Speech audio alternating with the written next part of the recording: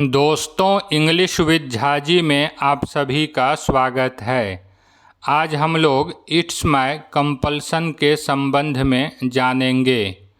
दोस्तों, जब किसी व्यक्ति की किसी प्रकार की मजबूरी होती है या किसी काम को करने की मजबूरी होती है तो ऐसी परिस्थिति में व्यक्ति को अपनी मजबूरी को बताने के लिए इट्स माय कंपल्सन का प्रयोग करना चाहिए। दोस्तों, इट्स माय कंपल्सन का प्रयोग करते हुए जब हम अंग्रेजी वाक्य बनाते हैं तो हमारे अंग्रेजी वाक्य का क्या स्ट्रक्चर होगा, जब हम इसके संबंध में जानते हैं तो हमें पता चलता है कि स्ट्रक्चर के अंतर्गत सबसे पहले इट का प्रयोग किया जाता है।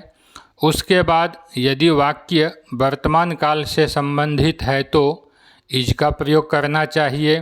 यदि वाक्य भूतकाल से संबंधित हो तो वाज का प्रयोग करना चाहिए तथा वाक्य भविष्यत काल से संबंधित हो तो हम विल बी का प्रयोग करेंगे।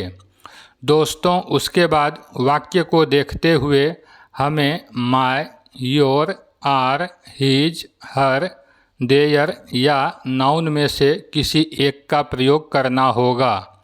उसके बाद हम कंपल्सन का प्रयोग करेंगे तथा उसके बाद टू का प्रयोग करते हुए वर्ब के फर्स्ट फॉर्म का प्रयोग करेंगे। दोस्तों, यदि वाक्य में अदर वर्ड आते हैं तो हमें अदर वर्ड का भी प्रयोग करना चाहिए। इस स्ट्रक्चर को ध्यान में रखते हुए मैंने वाक्य बनाया है, it's my compulsion to go to university. दोस्तों, इस वाक्य में सबसे पहले इट का प्रयोग किया गया है।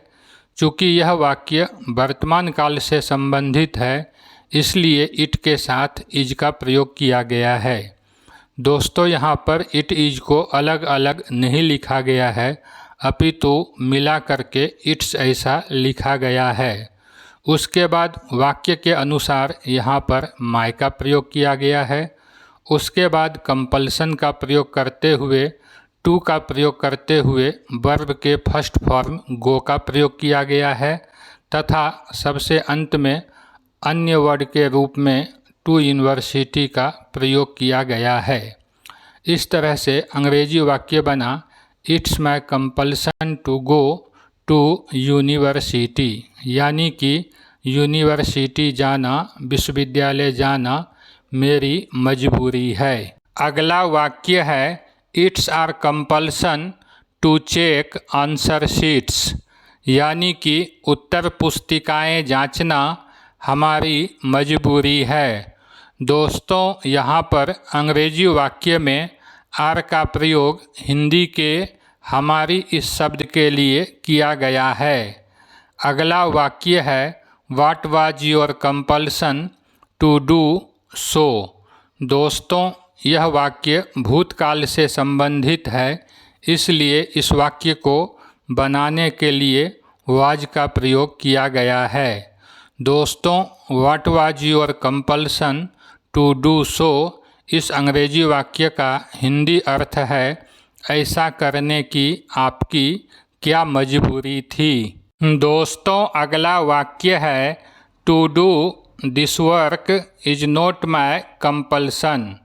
दोस्तों, इस अंग्रेजी वाक्य में टू डू दिस वर्क यह सब्जेक्ट के रूप में प्रयोग हुआ है। इस तरह से to do this work is not my compulsion इस अंग्रेजी वाक्य का हिंदी अर्थ हुआ, यह काम करना मेरी मजबूरी नहीं है। दोस्तों, अगला वाक्य है, to get up early in the morning is not your compulsion. दोस्तों, इस अंग्रेजी वाक्य में to get up early in the morning इसका सब्जेक्ट के रूप में प्रयोग हुआ है। दोस्तों, to get up early in the morning is not your compulsion का हिंदी अर्थ है, सुबह जल्दी उठना आपकी मजबूरी नहीं है। अगला वाक्य है, whose compulsion was to appear at the exam, यानी कि उस परीक्षा में शामिल होना किसकी मजबूरी थी। Next is vice chancellor's compulsion will be to run university, यानी कि विश्वविद्यालय चलाना कुलपति की मजबूरी होगी। 8वां वाक्य है everyone's compulsion is to earn money, यानी कि पैसा कमाना हर किसी की मजबूरी है। Next is everyone's compulsion is to face the problems, यानी कि समस्याओं का सामना करना हर किसी की मजबूरी है। अंतिम वाक्य है children's compulsion is to study, यानी कि पढ़ाई करना बच्चों की मजबूरी है। दोस्तों, यदि यह वीडियो आपको पसंद आए तो मेरे चैनल को सब्सक्राइब एवं वीडियो को लाइक अवश्य कीजिएगा।